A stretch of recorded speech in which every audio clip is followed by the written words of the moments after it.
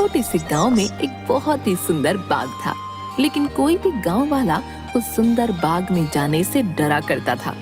उनका मानना था कि अक्सर बाग के उस पार वाली गुफा के अंदर से किसी जिन्न की आवाजें आती हैं, जो आते जाते लोगों को आवाजें देता है, जिससे गांव वाले बहुत डरा करते थे। एक दिन गांव के दो युवक खेत पर आपस में बात करते हुए, अरे भाई, कल मैं उस बाग की तरफ गया था, वहाँ फिर से उस जिन की वही डरावनी आवाजें आ रही थी। अरे क्यों भाई, क्या करने गए थे तुम वहाँ? क्या तुम्हें पता नहीं बाग के पास वाली गुफा में जिन रहता है? अगर वो तुम्हें कहीं कुछ कर देता तो आइंदा फिर उस बाग की तरफ मत जाना। तभी वो वहाँ से बात करते हुए खेत से चले जाते हैं। अगले दिन गांव का एक लड़का रांझा, यार, इस गुफा में से आवाजें कौन देता होगा? मुझे इसके पीछे जरूर कोई राज नजर आता है।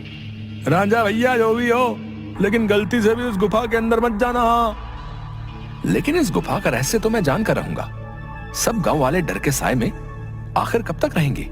उसके बाद शाम हो गई और रांझा और उसका दोस्त अपने अपने घर चले गए। अगले दिन सुबह सारे गांव में सन्नाटा था और रांझा के घर के बाहर उसकी लाश रखी हुई थी। सब रो रहे थे। शाम को बस ये बोल के घर से निकला था कि आज एक रहस्य से पर्दा उठाने जा रहा हूँ। मेरे रांझा की बहादुरी उसे ले डूबी। हाय मेरा बच्चा। हो ना हो, ये उस गुफा वाले जिन ने ही किया है। हाँ, उसी गांव में धन्नू नाम का व्यक्ति रहता था, जो एक व्यापारी था। उसकी दो बेटियां थीं, रीमा और सीमा। उन दोनों को रंग बिरंगे फूलों का बहुत शौक था।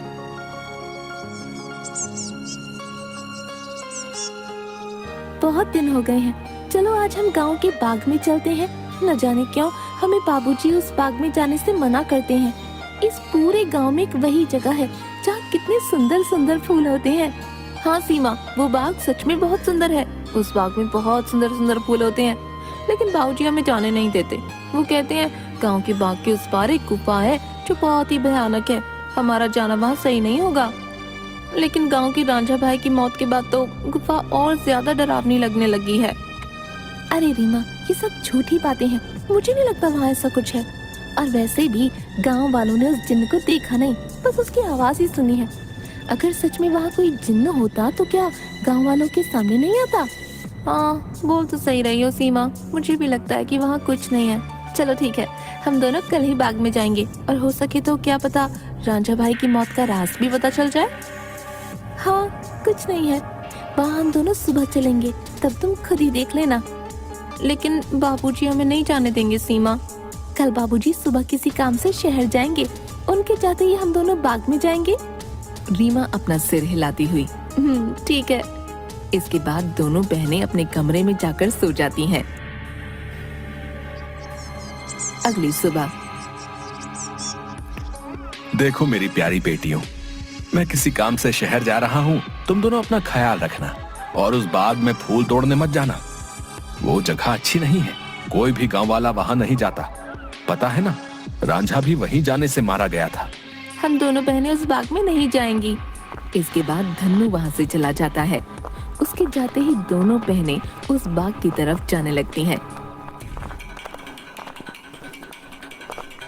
कि तभी एक गांव का आदमी उन्हें देख लेता है। अरे सीमा और रीमा बिटिया, तुम इस बाग की तरफ कहाँ जा रही हो? क्या तुम्हें नहीं पता कि बाग की उस तरफ एक गुफा है जो बहुत ही डरावनी है?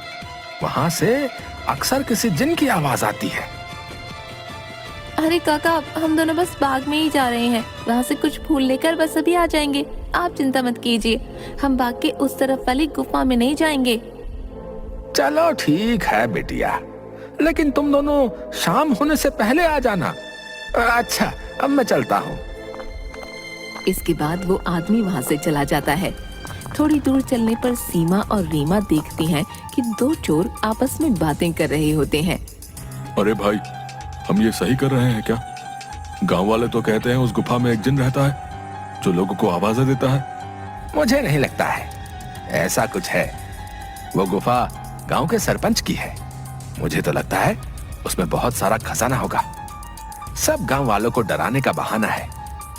बस चलो, चलकर आज देख ही डालते हैं। इसके बाद वो दोनों गुफा की ओर जाने लगते हैं।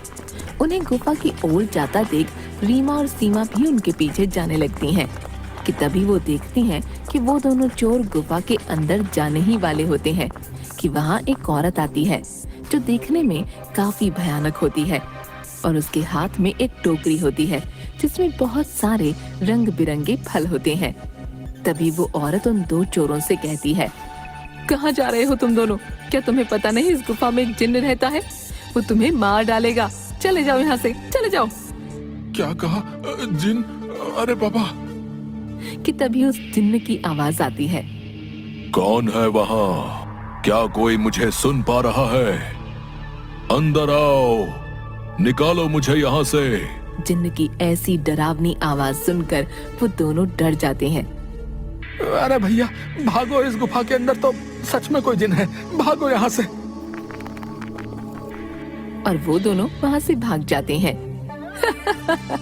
मैंने तो पहले ही कहा था, यहाँ अब दोबारा मत आना, वो तुम्हें जिंदा नहीं छोड़ेगा। ये सब रीमा और सीमा देख रही थीं कि तभी वहाँ रीमा और सीमा के सामने वो औरत आ जाती है जो देखने में काफी भयानक होती है, जिसके हाथ में बहुत सारे रंग बिरंगे फल होते हैं। कहाँ जा रही हो तुम दोनों? सीमा और रीमा डरते हुए, हम तो बस ऐसे ही बाग घूमने आए थे काकी, लेकिन आप यहाँ क्या कर रहे हैं? मैं तो यहीं रहती हूँ, यही बाग मेरा घर है। तुम दोनों यहाँ से जल्दी चली जाओ, वरना वो जिन तुम्हें छोड़ेगा नहीं। जाओ यहाँ से। क्या सच में बाग के उस पार वाली गुफा में कोई जिन्न है काकी? हाँ, और वो बहुत खतरनाक है। तुम दोनों यहाँ से जल्दी चली जाओ। इसके बाद वो औरत वहाँ से चली जाती है। मुझे बहुत डर लग रहा है, अब मैं इसके आगे नहीं जाऊंगी। मुझे लगता है वो औरत सच बोल रही है, वो जिन्न हमें मार डालेगा। मैं नहीं जाऊंगी उस गुफा में। ठीक है, तो मेरा यही इंतजार करना। मैं सच जानना चाहती हूँ, क्या वाकई वो आवाज जिन्न की है या नहीं? इसलिए मैं तो गुफा के अंदर जा रही हूँ। तुम यहाँ से कहीं मत जाना, मैं जल्दी ही आ जाऊंगी। इसके बाद रीमा अकेले ही आगे चलती है।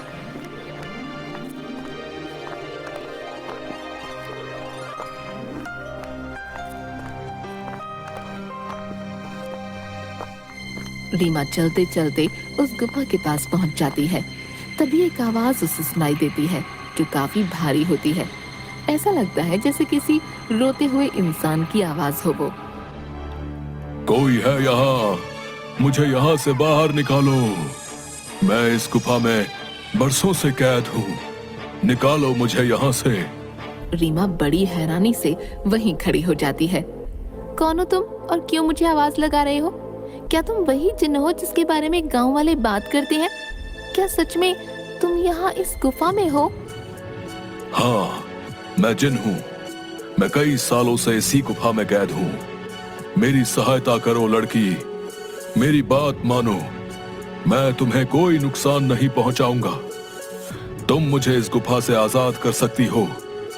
इसके बाद मैं यहाँ से हमेशा के लिए चला जाऊंगा। मेरी सहायता करो। क्या सच में हमेशा के लिए तुम यहाँ से चले जाओगे? मैं तुम्हारी सहायता जरूर करूंगी। मुझे क्या करना होगा जिन? बताओ मुझे, मैं अवश्य ही करूंगी। तभी गुफा के दरवाजे खुलते हैं और रीमा उस गुफा के अंदर चली जाती है।